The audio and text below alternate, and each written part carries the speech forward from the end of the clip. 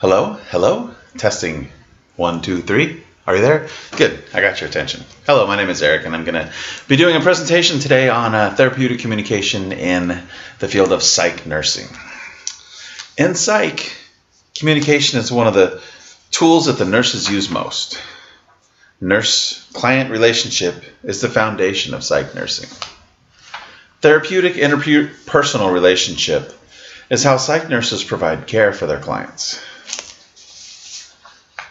Therapeutic use of self is the instrument for delivery of care to clients in need of psychosocial intervention. Therapeutic relationships are goal-oriented and directed at learning and growth.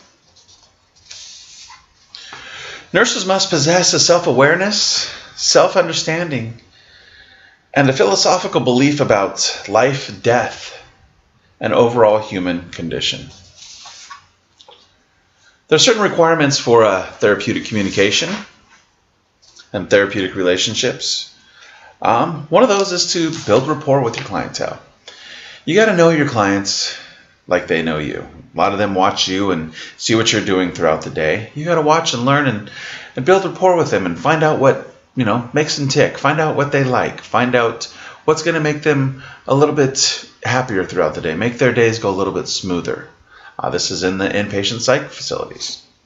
Got to build their trust. That's one of the biggest things. You have to build trust with patients. You have to allow them to trust you.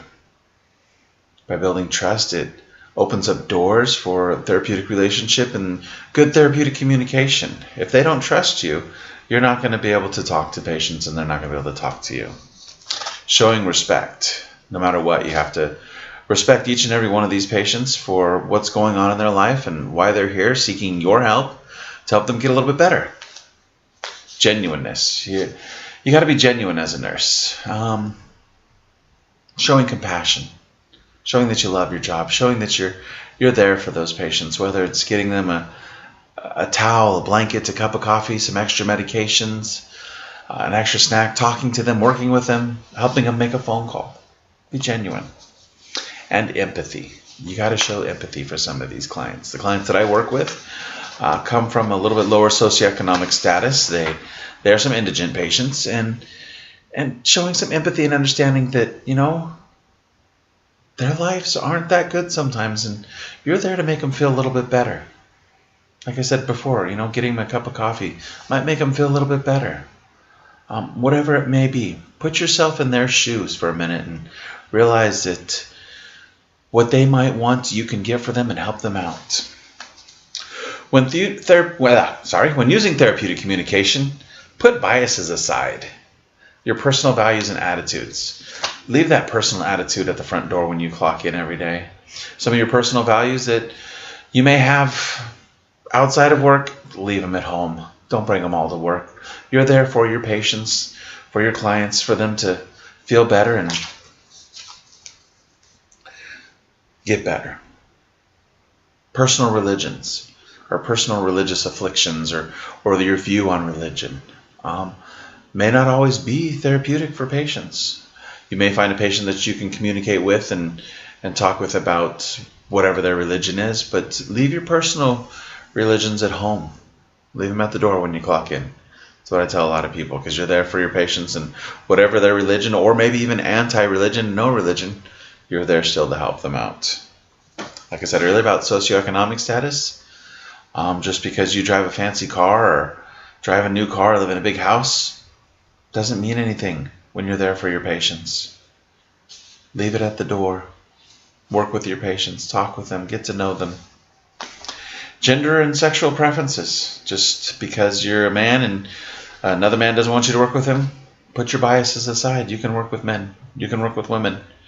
And sexual preferences. Whether you have a person that likes the same sex, likes the opposite sex, wants to change their sex, put those biases aside.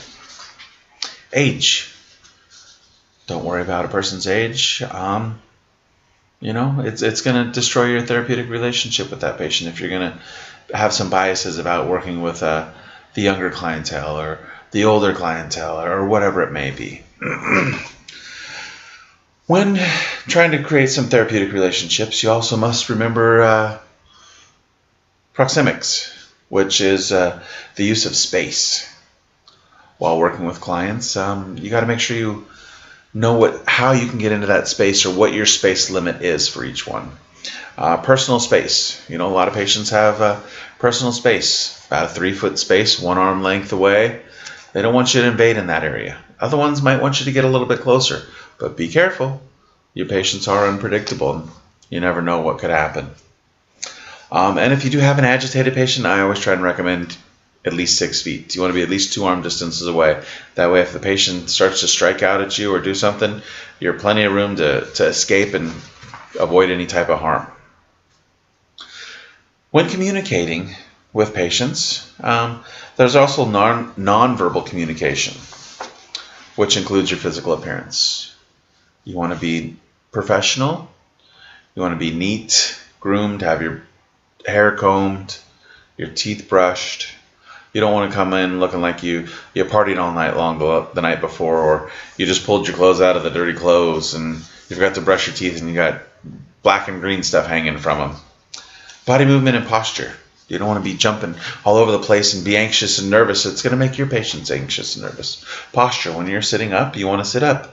You don't want to be all slouched over and putting your hand on your face. And, that just kills the communication highway that you're trying to create with your patients. Like I said earlier about personal space, touch. Some of your patients absolutely will not want you to ever touch them. Other patients might need that therapeutic touch. Facial expressions, those are always a big one. Show that you're listening. Be ready. Maybe even a smile every once in a while if needed. If you're always angry or closing your eyes, falling asleep, your facial expressions, that can just also kill that therapeutic highway that you're trying to create with those patients. Eye contact. Eye contact's a big one. Some patients may want you to have, that eye contact with them. Show them that you're really listening to them. Others may, not want you to look in their eyes. They may look down. Don't try and force them to look in your eyes. There are certain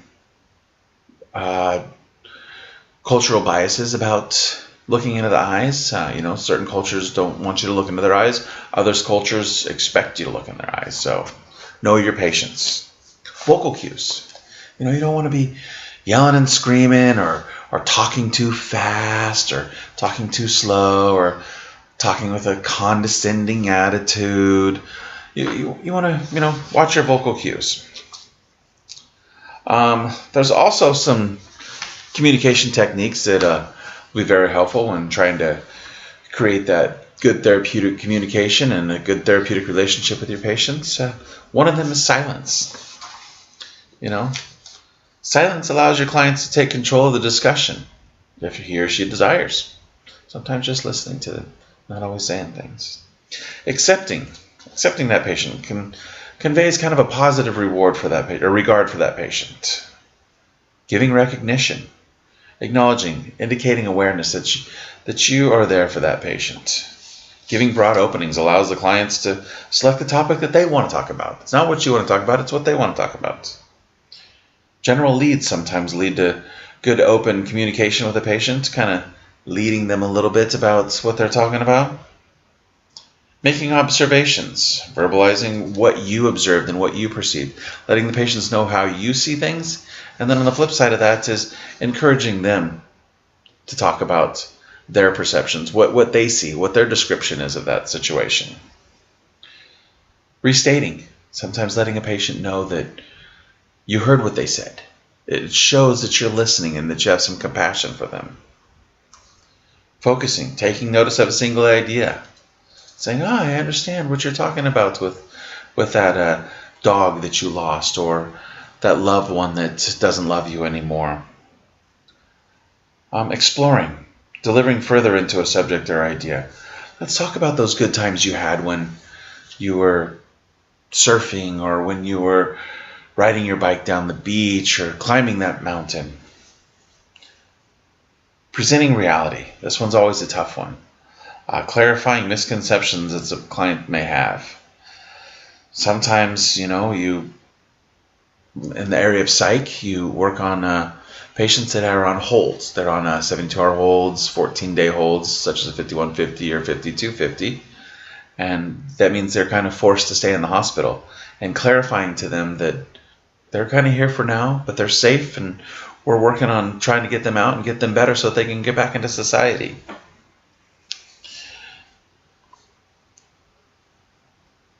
Formulating a plan of action, striving to prevent anger, anxiety, talking to your patients. What are we going to do today? Using therapeutic communication, there's a model that always works well. It's the problem-solving model.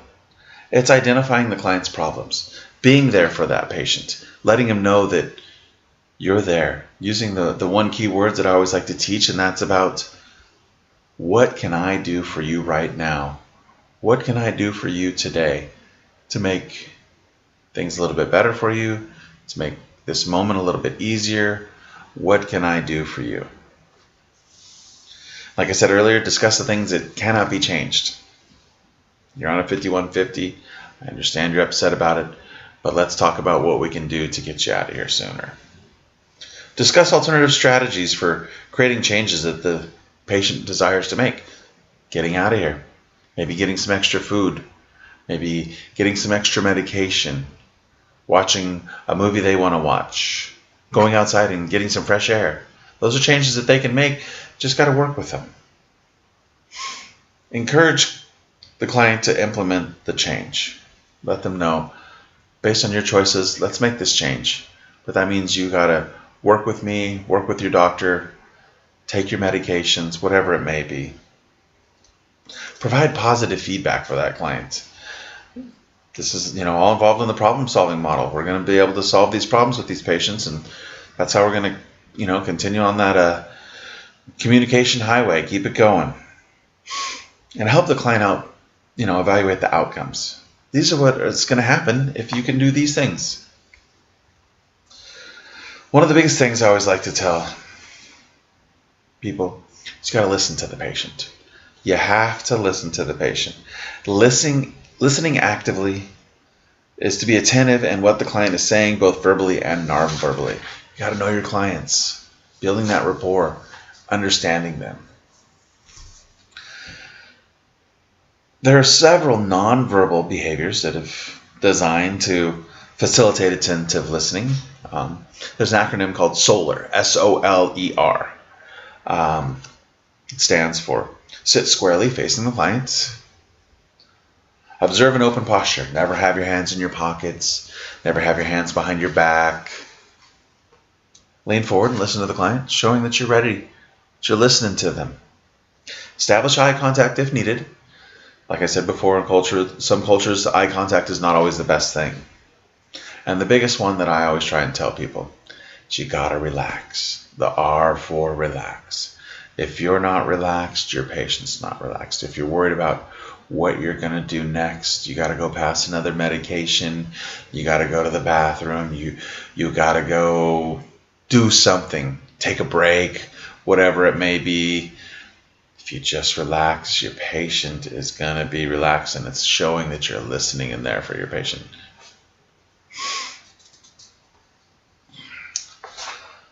During communication, there are some non-therapeutic communication techniques that people use. One of them is giving reassurance. It may discourage a client from further expression of feelings if the client feels the feelings will only be downplayed or ridiculed. Rejecting is like refusing to consider the client's ideas or behaviors. It's definitely not therapeutic. Disapproving implies that the nurse has the right to pass judgment on the goodness or badness of the client's behaviors. Agreeing or disagreeing, sometimes it implies that the nurse has the right to pass judgment on whether the client's ideas, opinions are right or wrong. Giving advice. We're not there to give advice. We're there to educate, give education. Because sometimes giving advice implies that the nurse knows what's best for that client. We may not know what's best, and that the client is incapable of making any self-direction. Don't want to do that. Probing. Sometimes probing too far to get the answers that you seek out is not a good thing. got to listen to your clients. Belittling feelings expressed cause clients to feel insignificant or unimportant. That's the last thing we want to do. Another non-therapeutic communication thing is making stereotypical comments, cliches, or trite expressions. These are meaningless in a nurse-client relationship. Using denial. It blocks discussion with a client and avoids helping clients identify and explore areas of difficulty. Introducing an unrelated topic. Talking about something else when a client is trying to talk to you about how things are going. Talking to them about a football game or something that they're not even into. That just shows the client that you're not ready to listen to them and you're just going to shut down that communication highway. So in the end, effective communication is the core skill in mental health care and primary care settings. Self-awareness and the ability to collaborate with other healthcare providers also are skills that will facilitate accuracy into the patient's true concern and context in which they incur. You got to listen to your patients. You got to be there for your patients. You got to have some compassion. Smile every once in a while if you need to, and let them know that you're there for them. Thank you for listening, and I hope that you use therapeutic communication with your clients and that you build that therapeutic relationship so that you can better serve your clients and make yourself feel good inside. Have a good night. Bye-bye.